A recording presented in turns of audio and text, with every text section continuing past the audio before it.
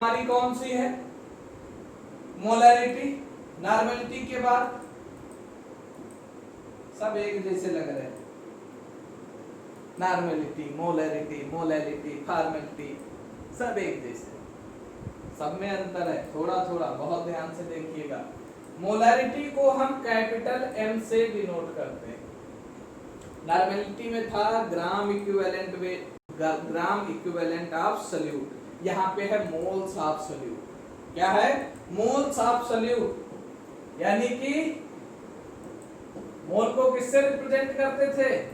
m से, और solute को 2 से। Dissolve in 1 litre of solution, तो v लीटर लिख लिया, यानी m is equal to N2/v, और v लीटर में। अब N2 की जगह हम क्या लिख सकते हैं? मास अपॉन मोलर मास, यानी W2 upon capital M2 into v litre. Capital M molarity है, लेकिन जो M के साथ 2 या 1 लग जाएगा तो वो मोलर मास हो जाएगा। 2 लगा है तो सॉल्यूट, 1 लगा है तो सॉल्वेंट, 3 लगा है तो दूसरा सॉल्यूट, 4 लगा तो तीसरा सॉल्यूट। सॉल्यूट की संख्या बढ़ सकती है, सॉल्वेंट की नहीं बढ़ सकती। अगर नहीं याद होता है तो बहुत सिंपल से टर्म में याद कर लो। जनरली आप पढ़ते हो ना, सॉल्वेंट में सॉल्यूट आके मिक्स होते जाते हैं, यानी सॉल्वेंट एक ही है, उसी में सारे सॉल्यूट आ रहे हैं। सॉल्वेंट परमात्मा है, सारी आत्माएं उसी में मिलती चली जा रही। आत्माएं बहुत सारी है ना, एक ही मिक्स हो।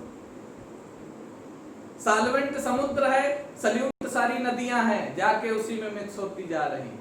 किसी भी रिलेशन से आप उसको देख सकते हैं। ठीक है, तो ये फार्मूला ध्यान रखिएगा, इस पे बेस्ड क्वेश्चन है। मेन फार्मूला यही है, इसी से रिलेटेड आपको क्वेश्चन मिलेगा जनरली। मोलैरिटी का क्या क्वेश्चन है आपके सामने? Calculate the molarity of solution prepared by mixing 3.42 gram sucrose. Sucrose का फार्मूला पता है?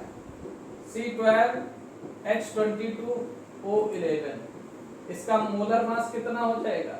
12 जा 144 प्लस 22 प्लस 16 और 11 कितना हो गया मल्टीप्लाई करके? 176। ठीक है, और इसका जब सम करोगे तो ये आएगा 342। फिर हमको क्या चीजें गिवन है? वही काम हमको बार बार करना है। हमको मास दिया है सॉल्यूट का 3.42 ग्राम, और वॉल्यूम फर्दर हमको 500 ml दे दिया। बार बार हमको 500 ml ही दे रहे हैं। लीटर में दे दें, काम आसान हो जाए, कभी नहीं देंगे, हमेशा ml में देंगे। ठीक है, ये लीटर में कैसे आया? 1000 से डिवाइड करके। तो अब मोलैरिटी इज इक्वल टू क्या हो जाएगा? Weight of solute upon molar mass of solute into volume litre में। तो क्या इसको कैलकुलेट करें या आप करेंगे? इतने तो मैंने कर दिए, कम से कम एक तो आप करिए। एक क्वेश्चन ये आपके लिए हम छोड़ रहे हैं, इसकी कैलकुलेशन मात्र हम आपसे पूछ रहे हैं, और इसका आंसर हमको हम लिख के दे रहे हैं, कमेंट बॉक्स में चाहिए। कहाँ चाहिए? Comment box. आंसर आपको भेजना है, आंसर इन कमेंट बॉक्स। देखते हैं कितने लोगों ने इसको लगाया। ठीक है, आगे बढ़ते हैं। मोलैरिटी अगली जो यूनिट है, एक अल्फाबेट का डिफरेंस, वहां आर था, यहां एल है। कैसे? ये सारी चीजें आपको याद रह पाएंगी सिर्फ प्रैक्टिस, और कुछ नहीं। यहाँ कोई मंत्र नहीं है कि पढ़ लिया और याद हो गया, प्रैक्टिस ही करना है, बाकी चीजें अलग हैं। मोलैरिटी को स्मॉल m से डिनोट करते हैं। मोलैरिटी कैपिटल M था, मोलैरिटी स्मॉल m है। ये भी होता है मोल्स ऑफ सॉल्यूट, लेकिन फर्क है यहाँ पे थोड़ा सा। Present in the mass of solvent in kilogram, mass of solvent in kilogram, यानी यहाँ पे सॉल्यूट और सॉल्वेंट का रेशियो आ गया, यहाँ सॉल्यूशन नहीं आया। सॉल्यूशन में सॉल्यूट भी होता है और सॉल्वेंट प्योर है, इसलिए मोलैलिटी बेटर कंसंट्रेशन यूनिट है। दूसरा पॉइंट, मोलैलिटी में वॉल्यूम है, वॉल्यूम टेम्परेचर पे डिपेंड करता है, और यहाँ पे सॉल्वेंट का मास है, मास टेम्परेचर इंडिपेंडेंट है, इसलिए भी मोलैलिटी क्या है, बेटर कंसंट्रेशन यूनिट है। ये क्वेश्चन 12th के सॉल्यूशन चैप्टर में बोर्ड पूछता है कि why molality is better concentration unit than molality, या फिर इन दोनों में कौन बेटर है, इसका रीजन बताओ। दो रीजन बताएं। पहला, टेम्परेचर याद रखिएगा, मोलैलिटी डिपेंडेंट है, मोलैलिटी इंडिपेंडेंट है। दूसरा, वहां पे वॉल्यूम सॉल्यूशन का लिया गया है, जिसमें सॉल्यूट का पोर्शन कैंसिलाइज हो जाएगा, लेकिन यहाँ कैंसिलाइज नहीं होगा। तो small m is equal two moles of solute upon mass of solvent W1 in kg, और मोल को फर्दर हम वही लिख सकते हैं, मास of solute, molar mass of solute into weight of solvent in kg। इस फार्मूले पे क्वेश्चन मिलेगा, ध्यान दीजिएगा क्वेश्चन पे आ रहा आपके सामने। ये क्वेश्चन है, किसका मास दिया, अभी समुद्र का नाम लिया था ना, इसलिए नमक आ गया।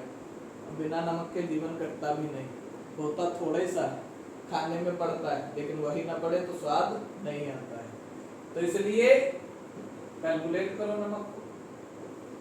NaCl की मोलैलिटी सॉल्यूशन में कितनी है, हमको फर्दर गिवन है क्या, मास, यानी सॉल्यूट का मास 5.85 ग्राम, और मास ऑफ सॉल्वेंट भी गिवन है कितना, ग्राम।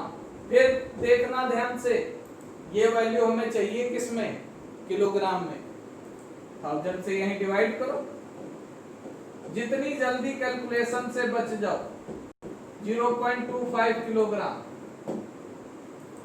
मास के साथ हमें और जरूरत पड़ेगी मोलर मास की, मोलर मास ऑफ NaCl क्या हो जाएगा, Na का 23, Cl का 35.5, ये कितना हो जाएगा 58.5। मोलैलिटी कितनी आ जाएगी, moles of solute, molar mass of solute into mass of solvent in kilogram, ये हो जाएगा 5.85 अपॉन 58.5 इनटू 0.25। ये डेसिमल हटा, 0 ऊपर गया, 10 टाइम्स कैंसिल, ये डेसिमल हटा, 2 जीरो और बढ़े, 1000 अपॉन 25 दैट इज 40। इस तरह से आपको मोलैलिटी का क्वेश्चन मिलेगा, ठीक है। आगे बढ़ते हैं, अगली कंसंट्रेशन यूनिट फॉर्मेलिटी। फॉर्मेलिटी और मोलैलिटी में बहुत ज्यादा अंतर नहीं है, एक बहुत छोटा डिफरेंस है, देख लीजिएगा, बहुत इजीली समझ आ जाएगा, वरना कंफ्यूज ही आप रहोगे। आप इन्हें फॉर्मेलिटी को कैपिटल F से हम डिनोट कर रहे हैं, मोल्स ऑफ सॉल्यूट, ये यही होता है, मोल्स ऑफ सॉल्यूट, इसमें कोई चिन्ह नहीं, अपॉन वॉल्यूम भी सॉल्यूशन का। फर्क कहां पे आता है ये बता दें। जो मोल्स होता है, मोल्स को हम तोड़ते हैं किसमें, mass upon mass of solute upon molar mass of solute. वो मोलर मास यहाँ पे फार्मूला मास लिखा जाता है, क्या लिखा जाता है, फार्मूला मास ऑफ सॉल्यूट। अब कहोगे फार्मूला मास में और मोलर मास में अंतर क्या है, सब तो गुरुजी एक ही होता है, तो नहीं गुरुजी एक नहीं होता है, कुछ ऐसे सब्सटेंस भी होते हैं जो सॉल्वेंट में जाने पे एसोसिएट या डिसोसिएट होते हैं।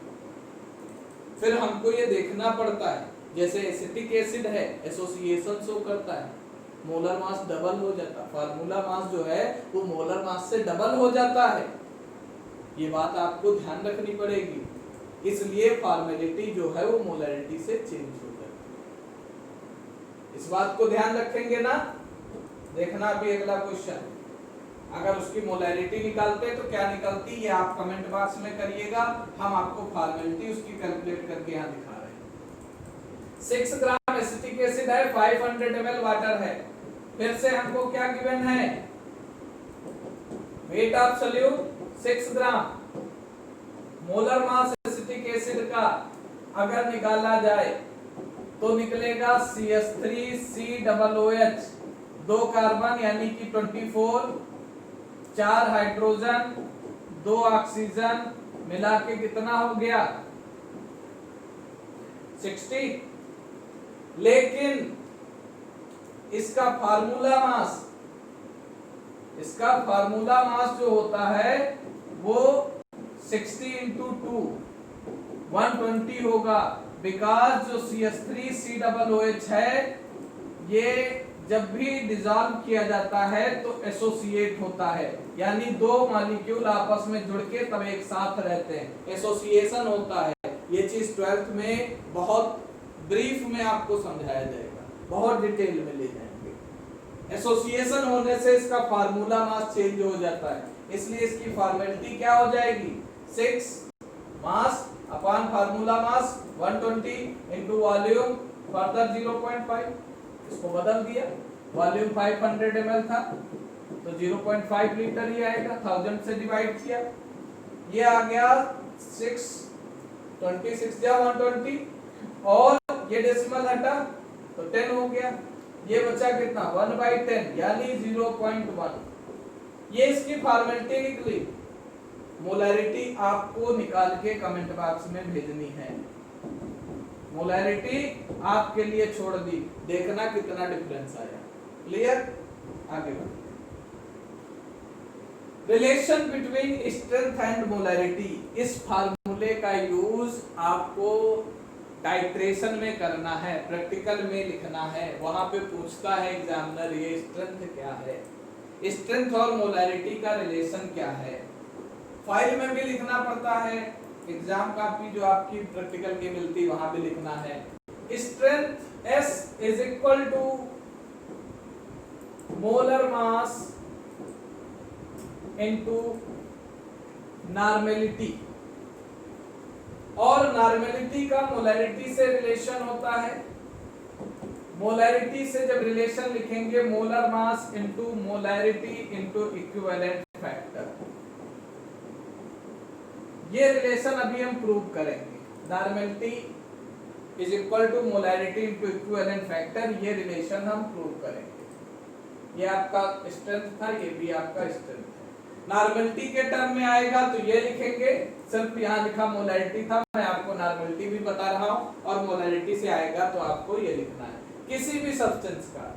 जनरली जब आप वहां पे कैलकुलेट करोगे तो आपको KMnO4 की वैल्यू दी जाएगी, KMnO4 की मोलैरिटी या नॉर्मेलिटी आप निकालेंगे और वो जनरली आपको निकल के आएगी 0.1 या 0.01, जनरली ये वैल्यू निकल के आती, 90% केसेस में 0.01, यही स्टैंडर्ड सॉल्यूशन बनाया ही जाता है। स्टैंडर्ड सॉल्यूशन का मतलब ही है 0.01% का सॉल्यूशन आपका बनेगा, 0.01 मोलैरिटी ही आपको मिलेगी।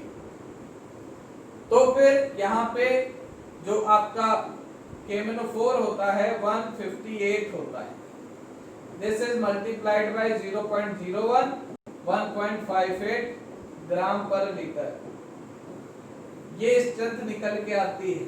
जो पास आउट कैंडिडेट हैं वो यस नो मुझे बताएं, और जो आने वाले हैं उनके लिए आपका जो कमेंट होगा ये बहुत मोटिवेशन का काम करेगा, बच्चा यहीं पकड़ लेगा, अब टाइट्रेशन में दिक्कत नहीं आएगी।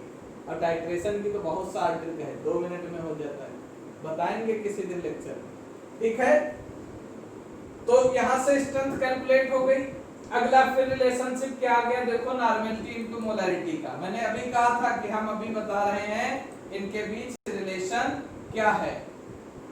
नॉर्मेलिटी का फार्मूला हमने लिखा था, नॉर्मेलिटी का फार्मूला हमने क्या लिखा था, normality is equal to mass upon equivalent mass into volume, ये इक्वेशन 1। और मोलैरिटी इज इक्वल टू क्या लिखा था, mass upon molar mass into volume, ये इक्वेशन 2। अगर इक्वेशन 1 और 2 को कंपेयर कर दें, या कह सकते हो equation 1 divided by equation 2, normality upon molarity is equal to mass of solute upon equivalent mass of solute into volume solution. into molar mass of solute into volume of solution upon weight of solute. W2 cancel, volume cancel, बचा क्या? N by M is equal to molar mass of solute upon equivalent mass of solute. और ये molar mass upon equivalent मास क्या हो जाता है? आपने equivalent mass का फार्मूला लिखा था, अगर भूल गए हो तो देख लीजिए, molar mass upon equivalent factor. तो यहां से इक्विवेलेंट फैक्टर क्या हो जाएगा? Molar mass upon equivalent mass. इसका मतलब normality upon molarity is equal to equivalent factor. तो नॉर्मेलिटी इज इक्वल टू क्या आ गया? Molarity into equivalent factor. यानी किसी भी सब्सटेंस की नॉर्मेलिटी पता है तो सिर्फ उसको उसके इक्विवेलेंट फैक्टर का यूज करके मोलरिटी निकाल सकते हैं, मोलरिटी पता है तो नॉर्मेलिटी निकाल सकते हैं। ये रिलेशन है दोनों के बीच। क्लियर? ठीक है। फिर अगला